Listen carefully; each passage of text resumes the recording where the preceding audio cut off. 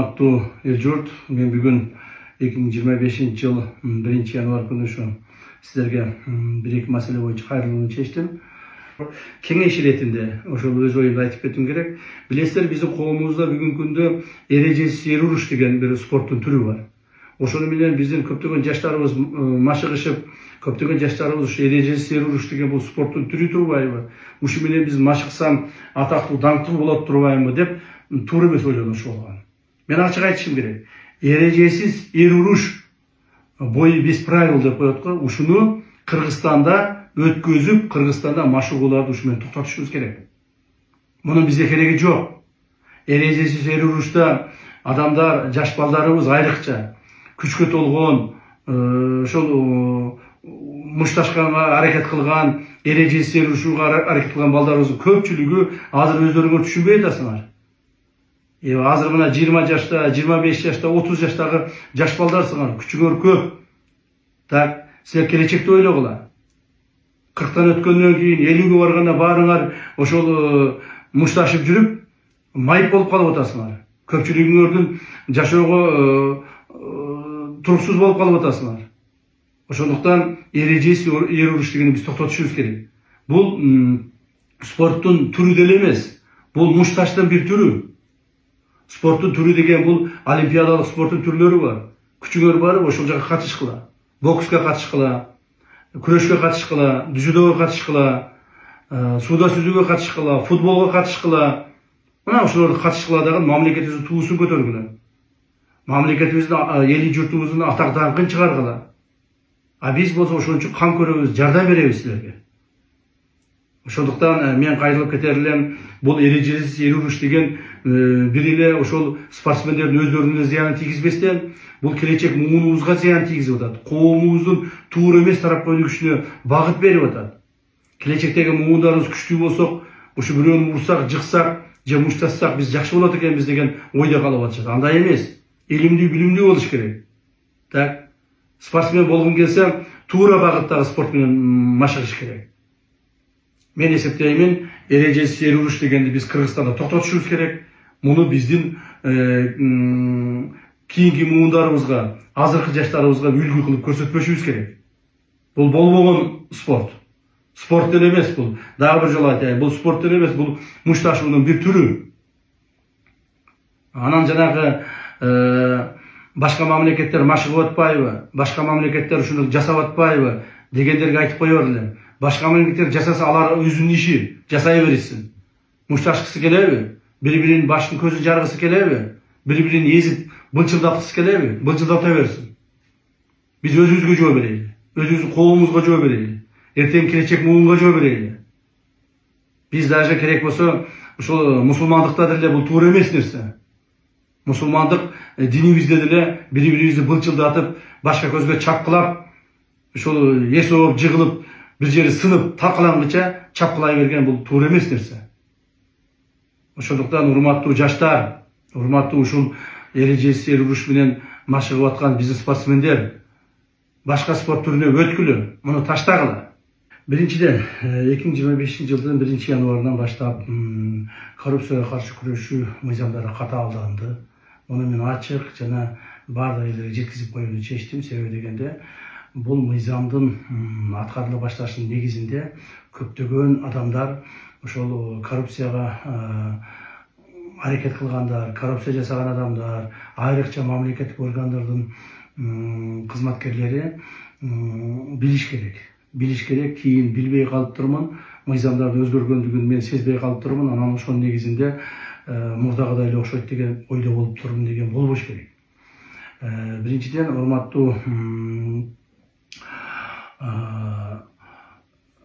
урматтуу эл-журт,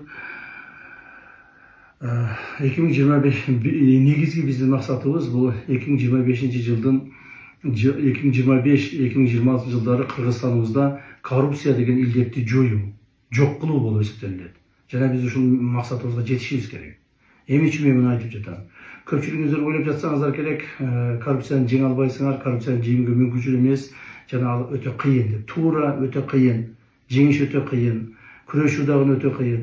Бирок биз ушуну жеңебиз жана жок кылабыз деген максатыбызды алдыга коюп атабыз. 2025 жана 2026 жылдардын тегерегинде ушул коррупциялык илдеттер Кыргызстаныбызда болбош керек. Эсиңиздерде болсо керек, биз ушул маселелер боюнча мындан бир нече жылдар, 1-2 жылдар мурда уюшкан кылмыштуулук топторду дагы жоёбуз, аларды жок кылабыз деген маалда кээ бир адамдар, чын айтканда көпчүлүк эле адамдар ишенишкен эмес. Кээ бирлери даже бизди шылдыңдап чыккан. Жок эле нерсени айтып атасыңар, колуңардан келбейт деп. Себеби адамдар билген, бул уюшкан кылмыштуулук топ коомубузда толук бойдон коомубузду басып алганын, коомубузда алар мамлекеттик бардык бийлик органдарына аралашып, ошол элдин дагы ушуларды жоюшуна көз жеткен эмес. Кээ бир адамдар бизди түздөн түздө шылдыңдашкан. Бул дагы силердин кезектеги пиарыңар болсо керек, уюшкан кылмыштуулук топту жеңе албайсыңар жана колуңардан келбейт деп. Бирок мына азыр карабайсыңарбы? 2025 жылга кирип атабыз. Мен жоопкерчиликтүү түрдө Улуттук коопсуздук мамлекеттик комитетинин жетекчиси катары жоопкерчиликтүү түрдө айта аламын. Биздин Кыргызстаныбызда бүгүнкү күндө уюшкан кылмыштуулук топ жок. Кылмыштуу бандиттер, уюшкан кылмыштуу бандиттер жок болду. Туура кылмышкерлер болот, алар калган. Жана мындан ары дагы ар түрдүү майда кылмыштар жасалышы мүмкүн. Себеби коом болгондон кийин ушул маселелер толук токтоп калыш кыйын экен. Бирок ошол эле мезгилде жанагы уюшуп алып, бир башына туруп алып, жанагы айткандай, булардын тили менен айтканда мыйзамдагы ууру, положение, смотрящий болуп, райондорду бөлүп алып, облустарды бөлүп алып, баары жерлерге өздөрүнүн адамдарын коюп, мамлекеттик органдардан толук маалыматтарды алып, алардын ичине адамдарын коюп, ар түрдүү саясатка чейин киришип кеткен уюштуу кылмыштык топ бүгүн жок. Жана мындан ары болбойт. Мен муну жоопкерчиликтүү айта алам. Мындан ары биздин жеке ишкерлер, мамлекеттик органдар, жөнөкөй адамдар эч кимден коркпостон, үркпөстөн, өзүнүн бизнестерин жүргүзүп, эч кимге эч нерсе төлөбөстөн, эч кандай бирөөлөргө чуркап барып, менин жумушумду чечип бер деп, жанагы уюшкан кылмыштуулукка барбастан мамлекетти кайрыла турган болот. Мамлекет мындан ары буюрса, мыйзамдын чегинде ошол адамдардын талаптарын аткарууга милдеттүү болот. То есть мен дагы бир жолу айтып коеюн, бүгүнкү күндө Кыргызстаныбызда уюшкан кылмыштуулук топ деген жок болду. ОПГ деген жок мындан ары. Мына биз ушуга жетиштик. Ошондой эле коррупцияны дагы жойгонго жетишебиз, Кудай буюрса. Ошого аракетибизди кылып атабыз. Ошого мына күч аракетибизди жумшап атабыз. 2025 жылдан баштап мыйзамдарга өзгөртүү киргиздик. Жакында эле урматтуу президентибиз Садыр Кожоевич кол коюп берди ошол мыйзамга, өзгөртүүгө киргизилген мыйзамга. Ал мыйзамдын негизинде бизде эмне болот? Бизде эми мурдагыдай коррупционерлер кармалган болсо, мыйзам чегинде штраф менен бошонуп кете албайт. Штраф дегенди алып салып. Мындан ары эми ошол коррупцияга байланыштуу кылмыштар менен кармалган адамдар сөзсүз түрдө түрмө мөөнөтүн алышат. Бул мыйзамдын чегинде. Түрмө мөөнөтүн алышат. Бул бир. Экинчиден, ошол адамдардын жакын туугандары, ата-энеси, бир туугандары, же өмүрлүк жарлары мамлекеттик кызматтарда иштеген болсо, мамлекеттик кызматтан четтетилет.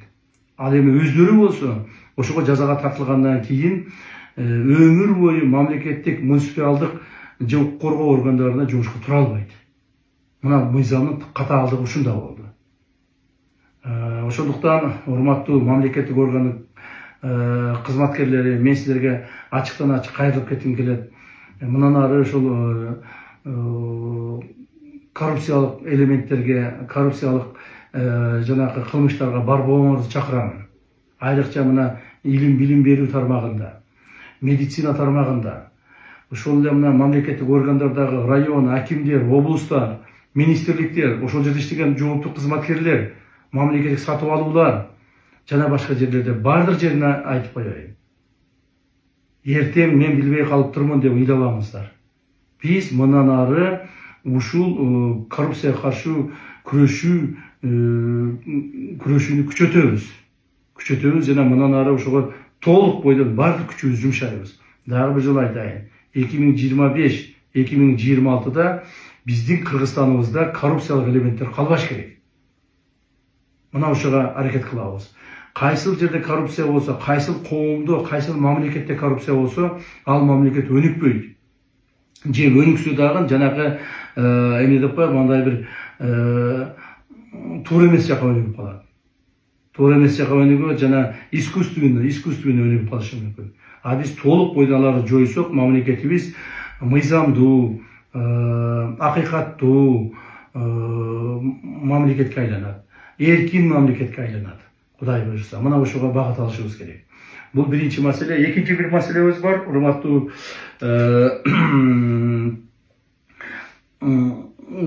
эл журт, бул ушул коррупцияны жоюу маселесинен кийин дагы бир чоң бир маселени мен көтөрүп чыгайын деп айттым. Бул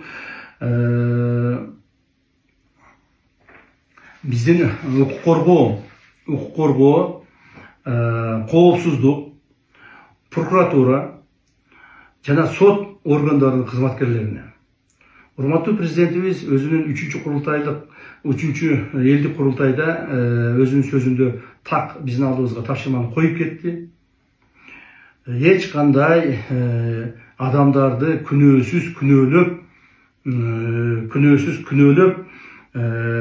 атайын уюштурулган чагым менен же болбосо преследование деп коет. Атайын алардын артынан кууп түшүп адамдарды күнөөлөмөгүлө. Эгерде андай боло турган болсо өзүңөр жоопко тартыласыңар деди. Ошондуктан урматтуу укук коргоо органдарынын кызматкерлери мындан ары кимде ким күнөөсү жок адамды күнөөлөп, подстава кылып, же болбосо преследование кылып, артынан кууп түшүп, жок жерден күнөөгө тартканга аракет кылса, биз ал адамдарга чоң каттуу мыйзам чегине жазаларды көрөбүз. Урматтуу кызматкерлер, сиздердин ошол адамдарды подстава кылып, артынан түшүп, күнөөсү жокторду күнөөлүү кылып алып келген жыйынтыгыңар, результатыңардын бизге кереги жок. Мына мен улуттук коопсуздук мамлекеттик комитетинин жетекчиси катары, ушул укук коргоо органдарынын куратору катары айтып коеюн. Бизге андай кызматыңардын кереги жок. Бизге андай результаттардын кереги жок. Андан сырткары, мында мамлекетибиздин таза, адилеттүү болуп өнүгүшүнө ар бириңер салымыңарды кошушуңар керек. Кимде ким ушул жол менен биз менен кете албай турган болсо, анда жолдон чыгып, башка жумуштарды аткарышыңар керек. Биз менен ушу катаал жолдо, кыйын жолдо чогуу барам деген гана кызматкерлер биз менен калыш керек. Ушул маселе боюнча биз каттуу чараларды көрөбүз. Ал эми адам укугун коргоо бул биздин эң негизги милдеттерибизде болуш керек. Адам укугун коргоп, адамдарыбызды, элибизди, журтубузду жөн жерден күнөөлөбөшүбүз керек. Ал эми мыйзам бузгандарды сөзсүз түрдө күнөөгө мыйзам чегине алардын жоопкерчилигин каратууга биз милдеттүүбүз. Мына ушул эстен чыгарбаңыздар.